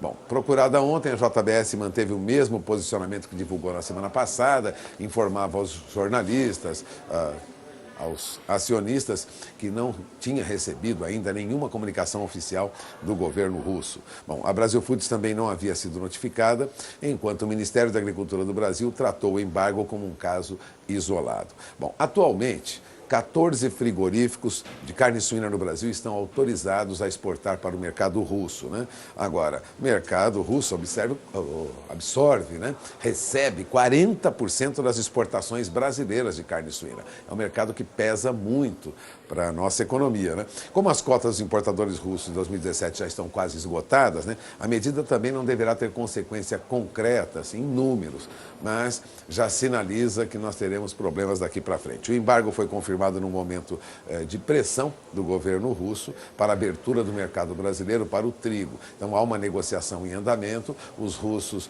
pretendem, lógico, exportar trigo para o Brasil, que normalmente compra de outros países, inclusive do Canadá e tal, mas ainda não conseguiram aí convencer o governo a liberar uma cota maior para a exportação de trigo. Isso é um momento, portanto, importante das negociações com o governo russo. Bom, e o que acontece nas principais economias do mundo, começando sempre pela Ásia, né? Vamos acompanhar, essa notícia foi o destaque, é um destaque negativo, mas vamos para o que acontece no mundo. E lá na Ásia o mercado veio em alta essa madrugada, viu? O mercado trabalhava com uma perspectiva positiva, generalizada, seguindo aquele tom positivo dos mercados acionários de Nova York ontem, quando era feriado aqui em boa parte das cidades brasileiras, né? Também um bom desempenho do setor de tecnologia. Isso tem provocado aí uma recuperação no valor dos papéis, né? Veja o fechamento das principais bolsas na Ásia nesta madrugada. A bolsa de Tóquio subiu 0,70%, Hong Kong subiu mais de 1,90%, Xangai também vem em alta, Shenzhen teve alta e o índice COSP da bolsa de Seul subiu pouco, mas subiu também 0,12%. Então tivemos um movimento positivo lá fora que já deveria influenciar positivamente o mercado europeu, né? Mas acontece que o petróleo está em alta, né? E há alguma modificação no posicionamento no mercado. Só para ter uma ideia, petróleo negociado lá em Londres subia agora há pouco, eu falo do mercado futuro, petróleo para janeiro, subia 0,82%. Resumindo, quase 63 dólares o barril do petróleo para janeiro no mercado de Londres, né? Petróleo WTI também para janeiro, lá nos Estados Unidos, aí, negociação na Bolsa de Nova York, subia mais de 0,5%, já se aproximando de 57 dólares o barril. Veja que os números para o petróleo estão bem acima do que nós vimos em meses anteriores. Então o petróleo ganha preço no mercado. E o que acontece com as principais bolsas da Europa diante disso? Veja, o mercado operava agora há pouco com esses números que você tem no painel, sem grandes modificações, né? Na Europa, nós temos painel na Europa, vamos lá mostrar. Olha, a bolsa na Europa vem alta também. Então Frankfurt tem alta de mais de 0,5%, Londres sobe 0,18%, Paris tem o índice CAC, que é o índice mais importante da Bolsa de Paris, alta de mais de 0,5%, também Madrid em alta e Milão em alta. Esses números positivos, lógico, indicam aí perspectiva positiva para o mercado americano, mas não é o que acontecia agora há pouco, não. Mercado com leve tendência de baixa nos Estados Unidos, viu? Depois da alta de ontem, em Nova York, Dow Jones Futuro recuava 0,02%, Standard & Poor's exibia a queda mais acentuada de 0,03%, e o índice Nasdaq operava estável, ou seja, esses números positivos da Ásia e da Europa não contaminam, a princípio, o mercado americano. Agora, essas são as principais informações sobre o que acontece nas principais economias do mundo, tendo como referência o mercado de bolsa. Agora, e aqui? Bom, antes desse feriado de segunda-feira, lá atrás, na sexta-feira, veja como fechava o dólar aqui. O dólar terminava a semana passada, ou melhor, índice Bovespa terminava a semana passada em alta, viu? 73.437 pontos. Então, o índice Bovespa tinha uma recuperação. Agora, e o dólar? E quanto ao dólar? Dólar que é referência para quem trabalha com exportação e importação de produtos agrícolas, de insumos agrícolas. Veja, o dólar negociado no mercado encerrava na sexta-feira com este valor que você tem no painel, R$ 3,26 mais 40, tinha uma queda de 0,48%. Mesmo assim, bem acima do que o mercado a princípio esperava para este momento no ano, né, para novembro, que seria 13,15, 13,20. O dólar subiu, foi na faixa de 13,30, recuou um pouco, mas ainda acima de 13,26 na sexta-feira. Daqui a pouco teremos retomada dos negócios no mercado de câmbio e você acompanha aqui conosco no Bom Dia Produtor o que ocorre no mercado de câmbio já na retomada das negociações nesta terça-feira. Agora eu volto o sinal para Campo Grande, Elaine, Antônio. Obrigado, Walter Puga, pelas informações. Daqui a pouco teremos também as cotações de mercado das principais commodities brasileiras, café, milho, boi gordo, soja. Tudo isso daqui a pouco direto da B3 Brasil Bolsa Balcão, ao vivo, informações em tempo real para você. Elaine. E hoje é dia 21 de novembro, é comemorado o Dia da Homeopatia. Aliás, esse método surgiu há mais de 200 anos na Alemanha e há 30 anos aqui no Brasil. Ele é utilizado em animais pelo médico veterinário Cláudio Martins Real. E hoje, em Cuiabá, lá no belo estado mato-grossense, a Real H, que é uma empresa pioneira em homeopatia animal, inaugura uma nova fábrica. E é para lá que nós vamos agora conversar com o Denner Dias e a Luísa Ribeiro para contar para a gente dessa novidade, esse lançamento em pleno Dia da Homeopatia. Bom dia a vocês. Bom dia para vocês aí, nós estamos aqui na nova fábrica da Real H, aqui em Cuiabá, no Mato Grosso. Claro, já estou até um pouco suado aqui no Mato Grosso, é sempre um pouco de calor, né? Mas a Real H está aqui inaugurando uma nova fábrica. Hoje, como você disse, é Dia da Homeopatia, um dia muito especial. Tem aí rolando na Real H a Black Week, então preços e condições imperdíveis. E para aproximar o cliente aqui do Mato Grosso da Real H, tem essa nova fábrica que nós estamos inaugurando. Eu vou conversar com o Dave Howard, que é o gerente de marketing da Real H, está aqui já preparando. Vai ter alguma comemoração aqui? Como é que estão os preparativos, Dave? Olá a todos aí que estão nos assistindo. Vai ter muita comemoração, é uma satisfação muito grande, pois hoje é um dia especial para nós, que é o Dia da Homeopatia. Então, para nós é dia de festa, é um dia onde a Real H é a precursora da homeopatia populacional. E nós estamos, nesse dia exatamente, fazendo a inauguração aqui da fábrica aqui em Cuiabá, no Mato Grosso. E nós estamos com um café da manhã também, Denner, para receber aí todos os clientes que estiverem aqui por perto, vocês que estão nos assistindo, que querem passar aqui no Distrito Industrial, venha conhecer um pouquinho dessa nossa nova estrutura que está aí. Realmente, é uma satisfação muito grande a gente estar aqui presente no Mato Grosso para atender cada vez mais, melhorando a logística, aumentando a nossa capacidade de produção e assim, aproximando cada vez mais do cliente. Então, para nós é uma satisfação muito grande. O Dia da Homeopatia está aí. Também temos promoção aí, Denner, que eu acho que é muito importante aproveitar aí o Black Week, que é uma promoção que nós estamos lançando aí durante toda essa semana e fazendo essa inauguração aqui em Cuiabá. É uma satisfação muito grande a gente estar aqui. Bom, e como tudo que a Real H faz é muito bem feito, muito bem planejado, nós estamos aqui, a fábrica está um brinco, tá? E é claro, depois a gente que quer mais aqui surge de pó, de produção, mas ó, tá tudo novinho aqui atrás, os equipamentos tudo pronto, o pessoal tá dando os últimos ajustes ali, tem um maquinário funcionando para colocar as pedras britas, para deixar tudo no jeito. A fábrica, como tudo que a Real H faz, é bem feito. É possível ver, sentir isso aqui, né, Dave? Exatamente, Denner. É uma alegria muito grande a gente ver aumentando o quadro de funcionários. Então a gente, assim, a empresa ela não para de crescer, ela não para de investir, ela aumenta a sua capacidade de produção, ela aumenta o seu quadro de funcionário, novos colegas na área comercial, na parte industrial, na parte comercial, enfim, é muito satisfatório isso. A Real H ela não para de trazer novidades e a gente hoje como eu te disse, está uma satisfação muito grande. O Dr. Marcelo, que também está chegando agora há pouco, ontem ele esteve em Campo Grande lá com a equipe comercial, fazendo um pré-lançamento aqui da nossa fábrica aqui em Cuiabá, e ele está chegando aqui daqui a pouco para a gente trazer mais informações aí, mais novidades nesse dia aí, que é da homeopatia, é o dia de inauguração, é dia de festa, é um dia de muita alegria para nós nesse dia da homeopatia também. E o que nós percebemos aqui, eu quero até conversar com você que está aqui, ó, uma equipe muito bem, uma equipe preparadíssima. Eu cheguei aqui, essa equipe já estava posta, já todo mundo pronto, equipe comercial, o pessoal trabalhando aqui. Para quê? Para atender os clientes do Mato Grosso. O Mato Grosso tem o maior rebanho bovino do país, são cerca de 30 milhões de cabeça e é também o maior produtor de grão. Então é preciso dar uma atenção especial para esses clientes e não só aqui para o Mato Grosso, os estados vizinhos aqui também, o norte do Brasil também muito bem atendido. E aqui tem um diferencial que eu quero falar para você também, porque como os insumos são mais baratos, depois a gente vai conversar isso com o doutor Marcelo, com o pessoal aqui, mas assim, como os insumos são um pouco mais baratos, é possível produzir produtos mais em contas para os clientes daqui e das regiões vizinhas. Então, vai melhorar para o cliente, vai melhorar para o produtor, vai melhorar para a Real H e vai melhorar para todo mundo. Todo mundo sai ganhando com essa fábrica nova. E aí, David, essa equipe que está posta aqui, que, como toda a equipe Real H, muito bem treinado, prontos para atender o pecuarista que está começando, que já tem experiência, produtor de leite, produtor de gado de corte, todo mundo tem um aval da Real H.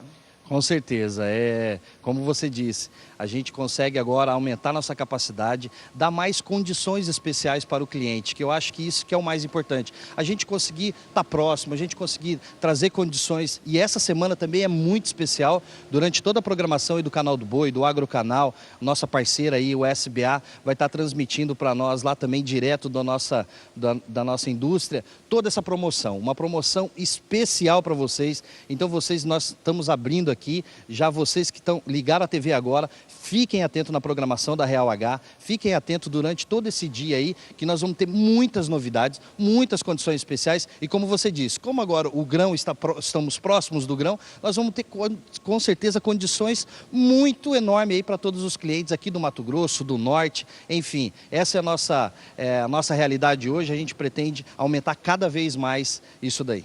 David, obrigado pelas informações. Obrigado, pessoal do Bom Dia Produtor. Ó, às 16 horas, pelo horário de Brasília, a gente volta aqui. Vamos trazer mais informações ao longo da programação, mas às 16 horas a gente tem um programa Pecuária Forte, direto aqui da nova fábrica da Real H, aqui em Cuiabá. Voltamos com o pessoal aí. Bom dia, produtor. Muito obrigada, Denner. Parabéns a toda a equipe da Real H por mais a inauguração dessa nova loja em Cuiabá, no estado do Mato Grosso. E por aqui, Antônio Gustavo.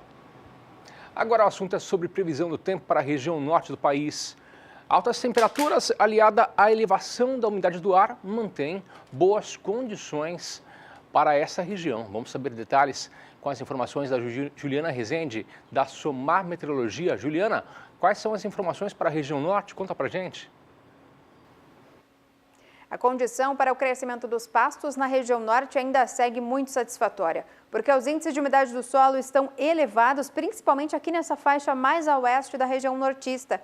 E nos próximos períodos, as pancadas ainda devem seguir abrangentes e ainda concentradas justamente nessas áreas aqui onde a umidade do solo está um pouco mais elevada. Tem riscos até para chuva mais forte de forma mais pontual, alcançando até 50 milímetros de acumulados em 5 dias. Durante o segundo período, as chuvas agora ganham mais intensidade e se espalham entre o Pará, Tocantins também, acumulados em torno de 30 até 50 milímetros, principalmente na metade oeste. Durante o terceiro período, o começo do mês de dezembro deve ser marcado por essas chuvas perdendo intensidade. Não vai secar completamente, ainda vai seguir chovendo em grande parte da região norte, só que as pancadas agora elas são mais fracas, o volume é baixo, não passa de 15 milímetros. Então, ao longo das próximas semanas, com pancadas persistentes e ainda que ganham intensidade ao longo dos próximos dias, os pastos da região norte ainda seguem muito beneficiados, garantindo bom potencial produtivo.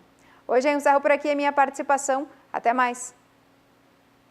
Pelas informações, pela participação, Juliana volta amanhã às 7h15 da manhã, junto com a gente aqui no Bom Dia Produtor. E com a chegada do período das águas, é normal que a suplementação tenha uma redução de consumo por parte dos rebanhos bovinos. Isso porque existe uma maior oferta de pastagens. Sobre essas informações, quem traz detalhes é a Kylie Rodrigues no quadro Tecnologia e Produção.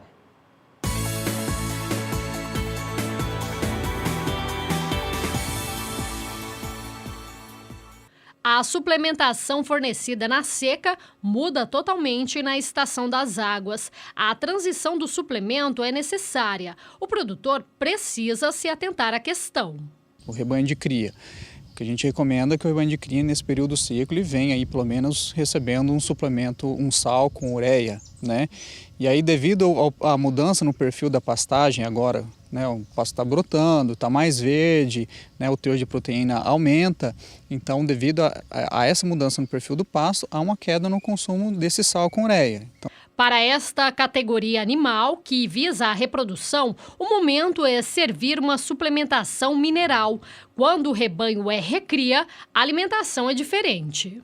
Recomenda que no período seco venha com um suplemento proteinado, de baixo consumo principalmente, né? Só que esse suplemento também ele é rico em ureia e há a tendência de também cair o consumo desse suplemento pelos animais. A mudança por um novo suplemento depende do objetivo do produtor, como, por exemplo, se o foco é a engorda ao longo prazo extensiva, a dica é utilizar nas águas um sal mineral específico. Se for terminação a curto prazo, o produtor pode optar em continuar com a suplementação proteinada, porém com quantidade menor de ureia e com maior de energia, conhecida como suplementação proteica energética. As bezerras ao fundo têm de 10 a 12 meses de idade. Assim como elas, as fêmeas que seguem para a estação de monta, que na maioria das propriedades começa em novembro, seguindo até meados de fevereiro, precisam de uma alimentação adequada. O pesquisador da Embrapa chama a atenção para as vacas primíparas, que são as fêmeas que pariram pela primeira vez. Há uma tendência de cair a condição corporal. Com isso, os índices reprodutivos acabam sendo menores. Durante a estação de monta, estes animais precisam ganhar peso. A solução para conseguir este objetivo é destinar áreas de pastagens melhores para elas. Eu não tenho condição ainda muito boa de pastagem na minha propriedade, eu posso lançar mão, por exemplo, de uma suplementação proteica energética, vai ter um custo um pouquinho maior, mas que pode valer a pena por elevar um pouco os índices de prenhez. Então, a recomendação na estação agora basicamente é voltada para principalmente essa maior atenção para as primíparas que sofrem um pouco com a aparição. Kaile Rodrigues para o SBA. Bom dia, produtor. Na reta final da edição desta terça-feira, mais ainda em tempo para trazer para você as primeiras negociações deste dia. Portanto, vamos até a B3 Brasil Bolsa Balcão, onde Walter Pulga Júnior já está posicionado e vai nos deixar atualizados com as principais commodities nesta manhã de terça-feira. Eu lembro você que nessa sexta-feira tem programação especial, sucessão familiar é o assunto. Você vai saber tudo sobre holding familiar, sobre casos de sucesso e agora sim, contato estabelecido com a B3, onde Walter Pulga Júnior já nos deixa então a par dos valores desta manhã. É com você, Pulga. Bom, Elaine, hoje o que nós temos é uma movimentação no mercado bem diferente do que nós víamos na semana passada. O café desabava ontem na Bolsa de Nova York, chegava a alguns momentos a uma queda de até 500 pontos. Foi uma oscilação de baixa bem acentuada. Aliás, movimento que começou na semana anterior. Bom, o que acontece segundo o CPI, você tem na tela do seu televisor agora? Vamos lá, café arábica, em média, recua para R$ 449,03 a saca em média, ou seja, há uma baixa acentuada para o café no mercado. Essa baixa vem já desde o dia 14 de novembro e deve continuar a julgar pelos dados que chegam do exterior. Agora, ontem nós tivemos já uma queda, o dólar mais forte já provocava essa baixa, então o mercado físico já ressentia, né, de toda essa movimentação do mercado. Aliás, vale lembrar, né, na sexta-feira, antes deste feriado que nós tivemos em várias cidades brasileiras, nós já tínhamos movimentos de queda para o café também aqui na B3. Nós chegamos a perder mais de $4,20 por saca no fechamento dos negócios da sexta-feira.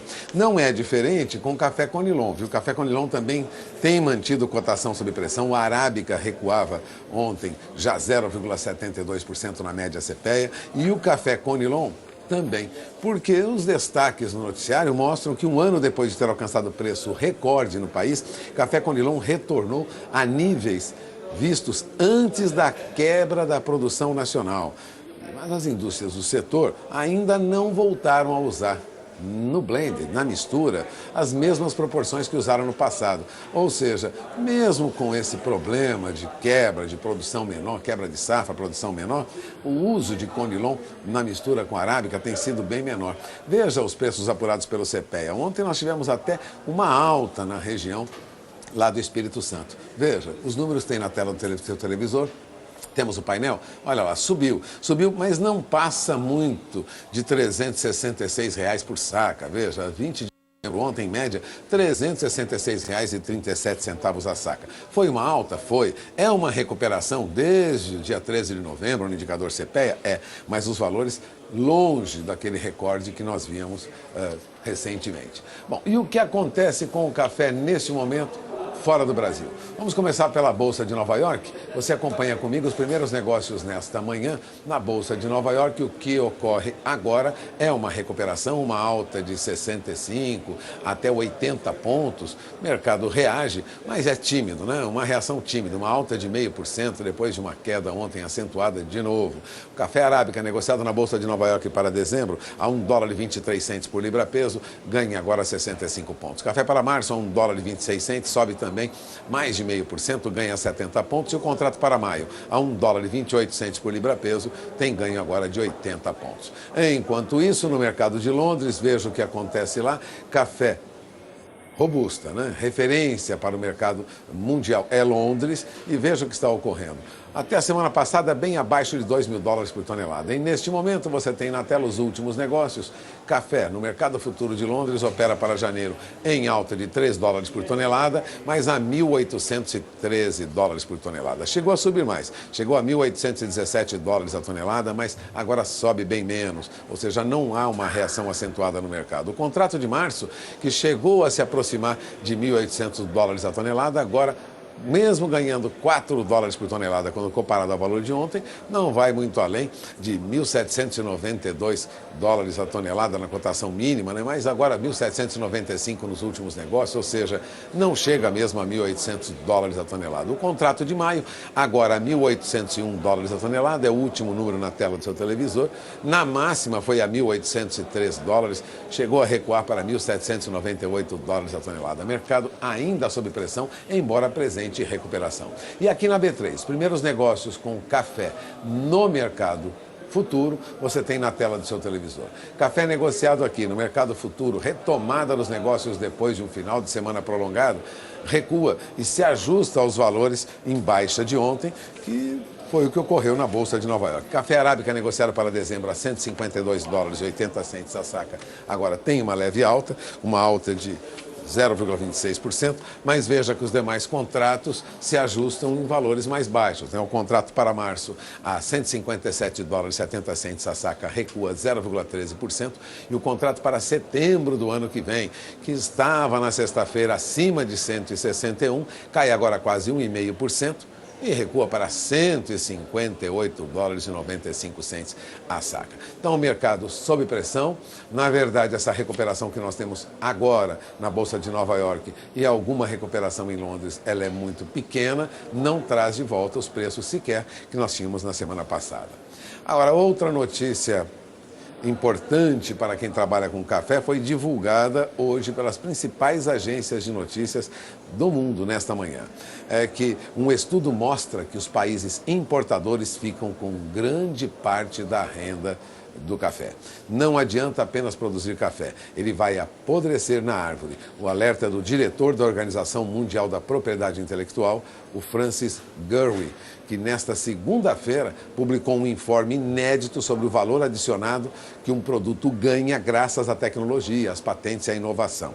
Se por anos o exemplo do celular era usado como prova de que na tecnologia os minérios ganham valor, o novo estudo revela que até mesmo o café passa por essa transformação. E nessa transformação, em suma, não é o fazendeiro que está ficando com a renda. Já há alguns estudos mais antigos apontando esse problema. Mas os dados apurados e recentemente divulgados ontem mostram que para cada libra de café produzida, o fazendeiro fica em média com $1,25 e o exportador com $1,45. Mas quando é trabalhado no exterior e vendido, o valor já é de $4,11.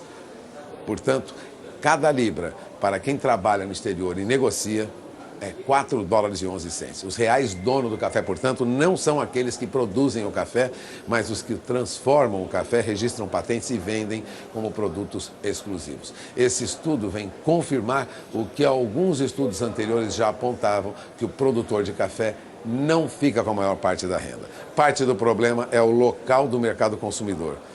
Se 35 mil sacas de café, diz uma reportagem da Agência Estado, são vendidas no mundo a cada segundo, grande parte do grão é produzido nos países do Sul, onde 26 milhões de fazendeiros dependem dele para a subsistência.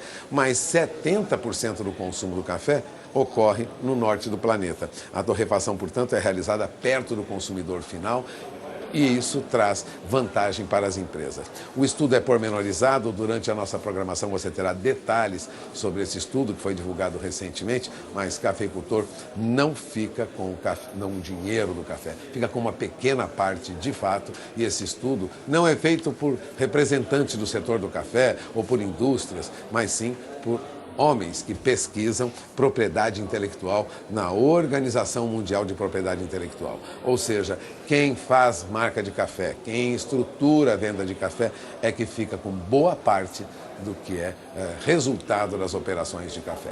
Bom, agora 9h25, horário de Brasília, falamos de café, vamos falar de boi gordo, porque a semana passada terminou com preços mais altos para o boi. O mercado físico do boi gordo encerrava a semana passada com preços mais altos no norte e no centro-oeste. A agência Safras e Mercado destacava isso, porque a oferta de animais confinados está no limiar. Com isso, haverá uma maior dependência de animais de pasto para a formação de escalas de abate, né?